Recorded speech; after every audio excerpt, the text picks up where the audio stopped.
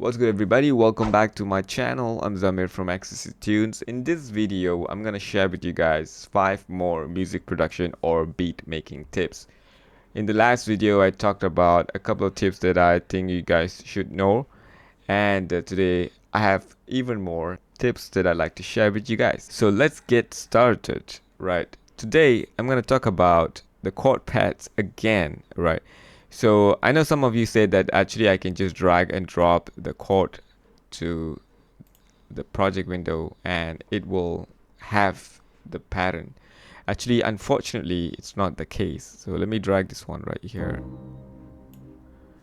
So I have this chord and it's actually a sustained chord. If I want the pattern to be played, unfortunately I don't have other ways to do that except for recording. I wish there's a way where we can press shift or control and drag these pads to the project window and the pattern will be recorded. Unfortunately, we can't do that yet. So if Cubase, any of you are watching this video, please take that into consideration. So this is how you can record faster, right? Okay, let's go to pattern now. I'm gonna choose some pattern now.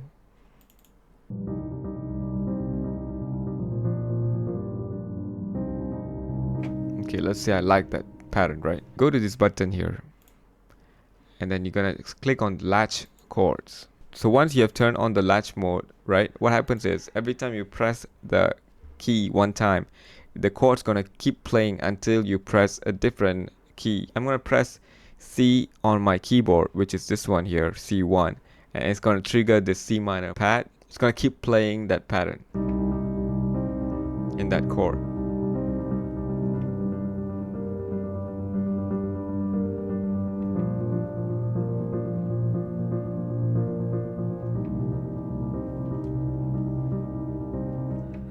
Okay, and if you want to stop it from playing, you just have to press the key again. So here, I'm gonna press the C1 here.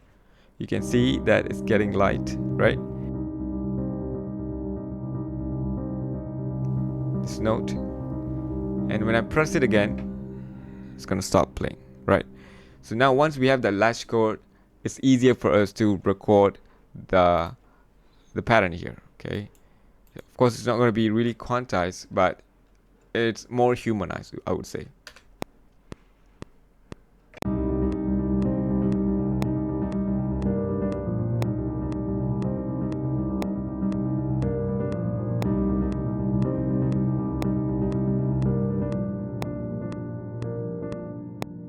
All right.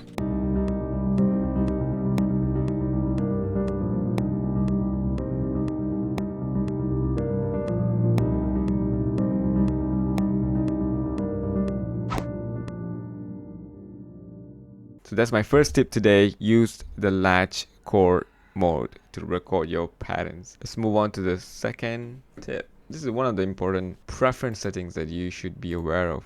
Okay, go to edit and go to preference. Under general here, there's auto save, right? So make sure that you have enabled this auto saved, and you should set a timer, 15 minutes, 10 minutes, 5 minutes, right? So these are the default settings. I'm okay with these default settings though. However, if you want to have autosave earlier than 15 minutes, you can also set this right here. All right. There are so many times that these autosave have saved my project. I tend to kind of forget to save them sometimes, save my projects sometimes. So this autosave is very important. But make sure to set this in a way that works for you. For me, 15 minutes is okay. Alright, so the next one. Okay, I'm gonna be sharing the next tip, which is something that I just discovered recently. So when you go to file browser, right, you have all these folders, right? I have my favorite folder right here, and I showed you guys how to add MIDI loops to the favorite folder in my previous video. And turns out you don't really need to do that, because user content here is what you should be aware of. I didn't know about this thing until recently. Okay, you can see all of your presets under this user content, including MIDI loops, right? This is the MIDI loop I created the other day. I showed you guys how to create one, and it was a long step for me to add it to the favorite folder, right? Instead of just come here under user content, right click and add to favorite. I did quite a long process in that video. Damn, I wish I knew this earlier. Anyway, okay, here are some of the presets that if you have, it will be here. It will be under user content. And you can also go to favorite factory content, and you can actually see those presets available here. So you can see that these are all the presets available for chord pads. It'll be here, right? So whatever preset, let's say you saved, let's go ahead and save one now. Okay, let me just change some chords, right? Maybe this one I wanted to change to F minor 7. So let's change it to F minor 7. Okay, and yeah, let's say this is my own chord progression. And if I want to save this preset, just double click on this and chord progression. And also add the mood, for instance, maybe melancholy or whatever, right? And now I'm gonna hit save. So now if you go to the favorite folder, if you go to user content and go to chord pads, this is available right here, right? And if you want to know where is it located, you can just show in Explorer, just in case if you want to have your own folder backed up, right? So basically under user content, you can actually access any of your own presets. So these are the FX chain preset. Okay, I have this harmony. I can just drag it and drop it in the audio track. It has a lot of third-party plugins, so it may take some time for it to load. However, it is loading, right? So let me show you guys. I'm gonna open.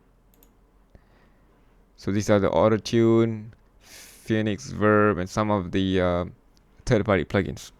So I can also drag this one and drop it here, and it will replace the previous plugins, right? So the FX chain preset is here. I used to go to user presets, track presets, and then audio. I used to actually get it from here, instead of I could just go to file browser under the user content, FX chain preset, and so on. These are some of the track presets. For instrument, I have this strings kontakt library. This is really, really cool. I didn't know that I could do this here. And these are some of the sampler track presets that I've created. So if we go to orchestral here, boom impact sound I created the other day. I created this snare sampler track in one of my videos the other day. So it sounds like this. Oops, sorry about that. It sounds like this. I was using a lot of track preset before until my PC crashed, and nowadays I don't really have that much of energy to create my own now. Fear of losing it again, I guess. I want to be creating more of these chord progression preset, track preset, whether it's sampler track or any FX presets, right? Yeah, you guys can access it in user content. Actually, the developers of Cubase have made it easier for us to use this user content.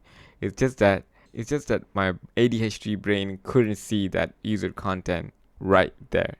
I mean, there's millions of times I've been to this file browser tab and still not seeing this section here. So that's how focused I am. So let's move on to the next tip. The next tip is to create your own MIDI remote script. So let me show you guys. I only have one MIDI controller which I set up as the MIDI remote, okay? But I can actually add as many as I want. But I only have one keyboard and one pad. So this is actually from APC, Akai APC Mini, right? So this allows me to have as many shortcut key that I have assigned to each of these pads. And I have one for composing. So these are the composition shortcut key that I use. And I have one for mixing. I don't use this much nowadays.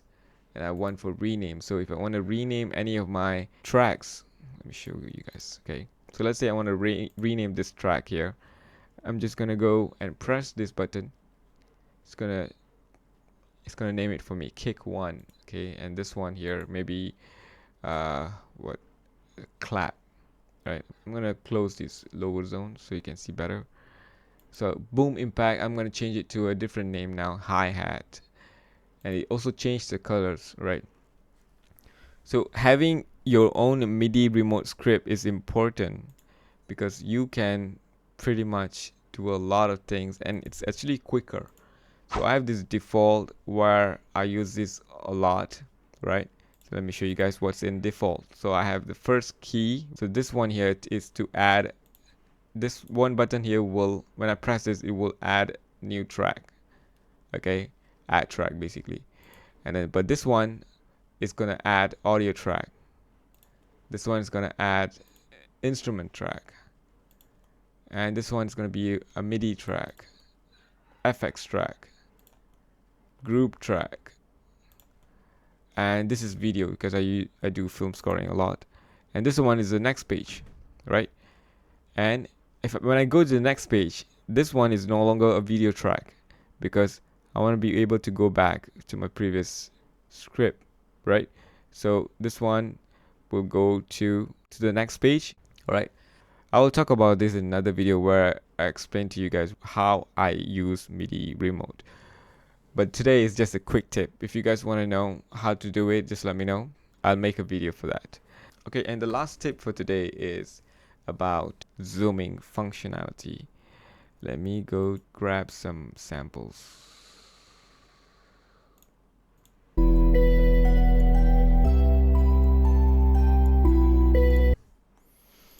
Okay, so I have this sample right here. So if I double click on this audio event, I have a couple of zoom options here. We have this global zoom where I can see everything else in this track, right? And I have clip based zoom. So when I double click on clip based zoom, it will open just the clip. I won't be able to see any other clip within this section here. And if I go to zoom to event, if let's say I have a longer clip and if I want to see all the clip within this audio event, then I can choose that one. So usually it will be in global zoom where you can just double click and zoom in and zoom out. You'll see other audio, right? Okay, that's sometimes useful if you want to have it, but I like to have it at clip based zoom. The moment I open this, I know that if I zoom in and out, it's going to be within this clip instead of going like so, right? I don't really like it when it goes like this because I don't need to see other spaces here. I only want to see the clip. So when I zoom in and out, it's going to be right within this clip base, right? So by knowing these tips, you're going to be really productive. You're going to do things faster. Your workflow, it's going to be effortless. All right. So that's all for today, guys. Thank you so much for watching. If you guys find this video helpful, please make sure to subscribe, turn on notifications, smash the like button, and share this video to everybody. Thank you so much for watching. I'll see you guys in the next video.